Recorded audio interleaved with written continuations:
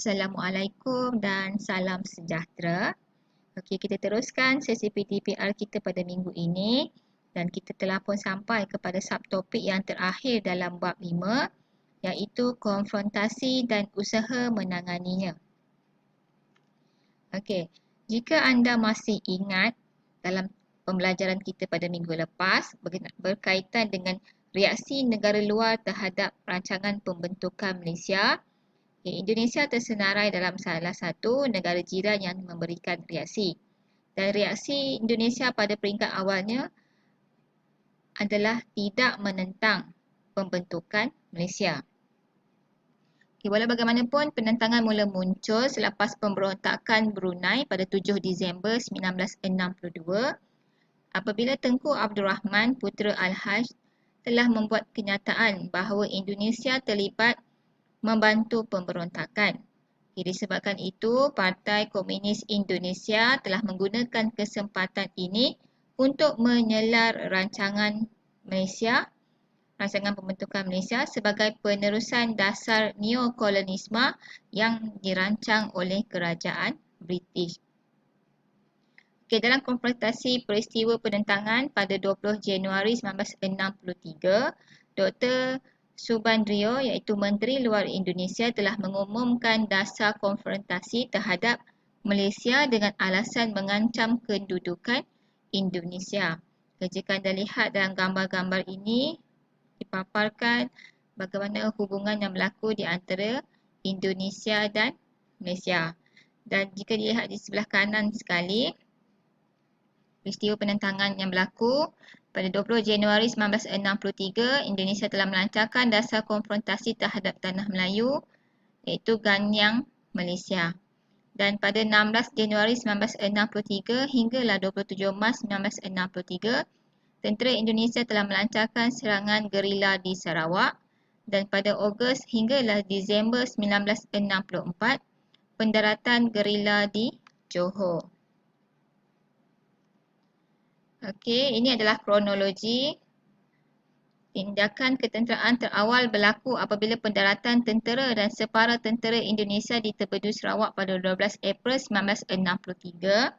Kemudian pada 29 Disember 1963 berlaku peristiwa berbalas tembakan antara tentera Malaysia dengan Indonesia di Kalabakan, Sabah. Dan pada 2 September 1964 berlaku peristiwa pendaratan seramai 30 orang gerila Indonesia di Labis, Johor. Gerila Indonesia yang masuk ke Johor telah ditahan oleh pasukan tentera Malaysia. Kemudian Dr. Ismail Abdul Rahman telah membawa isu serangan ini ke dalam Majlis Keselamatan PBB. Kaedah provokasi tidak mengubah pendirian Malaysia untuk bertindak selain cara diplomatik. Kita boleh lihat gambar-gambar yang ada dalam slide ini.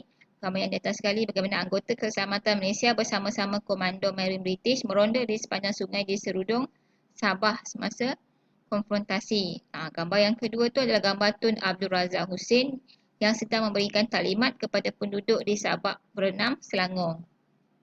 Dan gambar di bawah sekali tu ialah gambar Dr. Ismail Abdul Rahman dalam Majlis Keselamatan PBB untuk membentangkan aduan tentang konfrontasi. Ini adalah langkah bagi menamatkan konfrontasi yang berlaku di antara Indonesia dan Malaysia. Okey. Dalam langkah ni bermula daripada tahun 1963 sampailah tahun 1966.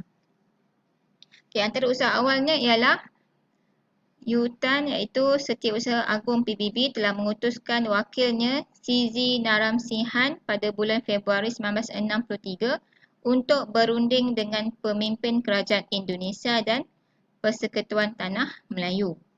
Kemudian Presiden Macapagal telah menganjurkan rundingan peringkat pegawai di Manila di mana negara kita telah diwakili oleh Muhammad Ghazali Syafi'i. Kemudian Tunku Abdul Rahman telah menerima undangan daripada Presiden Sukarno untuk bertemu di Tokyo, Jepun dan Tengku Abdul Rahman telah menerangkan tujuan pembentukan Malaysia.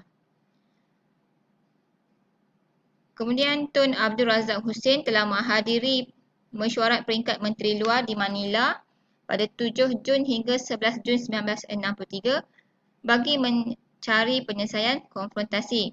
Dan Dr. Subandrio adalah Menteri Luar Indonesia yang hadir bagi pihak negara Indonesia. Kemudian pada bulan Julai hingga Ogos 1963, Tengku Abdul Rahman menghadiri mesyuarat bersama-sama dengan Presiden Soekarno dan Presiden Macapagal di Manila. Hasil pentingnya ialah untuk penerimaan kerajaan Indonesia dan Filipina terhadap pembentukan Malaysia selepas penilaian dibuat oleh PBB terhadap Sarawak dan juga Sabah. Rundingan Malaysia, Indonesia dan Filipina yang berlangsung pada tahun 1964 melibatkan 2 persidangan peringkat menteri di Bangkok dan 1 sidang kemuncak di Tokyo. Peranan utama dimainkan oleh Tanat Komen, iaitu Menteri Luar Thailand yang menganjurkan pertemuan dengan Menteri Luar Indonesia. Kemudian pada tahun 1965 berlaku peralihan kepimpinan di Indonesia dan telah menamatkan konfrontasi ini, di mana Jeneral Suharto telah melantik Jeneral Ali Mortopo dan Adam Malik untuk berunding bagi menamatkan konfrontasi. Kemudian kerajaan Indonesia telah mengumumkan penamatan konfrontasi pada 4 Ogos 1966 dan pada bulan Ogos juga dalam tahun yang sama Tun Abdul Razak Hussein telah menandatangani perjanjian persetujuan normalisasi hubungan Indonesia-Malaysia di Jakarta, Indonesia. Sebagai kesimpulan, konfrontasi telah memberikan pengalaman kepada negara kita untuk mengurus krisis pada peringkat serantau dan antarabangsa.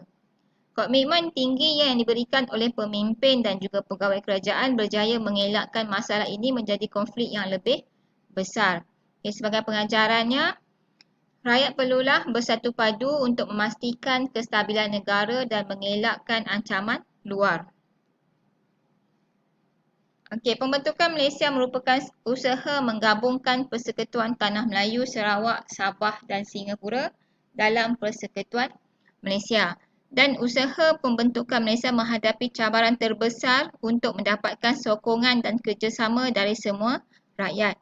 Pembentukan Malaysia turut menghadapi cabaran pada peringkat antarabangsa apabila negara jiran iaitu Indonesia dan Filipina menentang pembentukan ini. Sokongan yang diberikan oleh rakyat membolehkan pembentukan Malaysia diisytiharkan dengan jayanya. Keterlibatan pemimpin, pegawai kerajaan dan masyarakat tempatan menghasilkan satu persetujuan melalui Perjanjian Malaysia 1963 dan Malaysia telah berjaya diisytiharkan pada 16 September 1963. Pengajaran utama yang boleh kita ambil daripada pembentukan Malaysia ialah kepentingan kesepakatan untuk kestabilan negara. Kita imbas kembali subtopik yang ada dalam bab 5 ini. Kita mulakan dengan konsep gagasan Malaysia telah melahirkan idea pembentukan Malaysia, bagaimana dengan reaksi daripada tempatan dan juga negara jiran terhadap pembentukan Malaysia. Lepas tu kita lihat kepada langkah-langkah pembentukan Malaysia yang membawa kepada Perjanjian Julai 1963 dan juga peristiwa pengisytiharaan Malaysia. Dan yang terakhir tadi yang baru kita belajar ialah konfrontasi dan usaha untuk menangani konfrontasi. Seperti biasa sebelum saya mengakhiri kelas saya ada sediakan soalan latihan. Kali ini adalah soalan latihan esei. Huraikan usaha yang dilakukan oleh Malaysia bagi menghadapi konfrontasi Indonesia. Jawapan ini kita akan bincangkan dalam kelas Google Meet yang akan datang. Itu sahaja daripada saya. Sekian, terima kasih.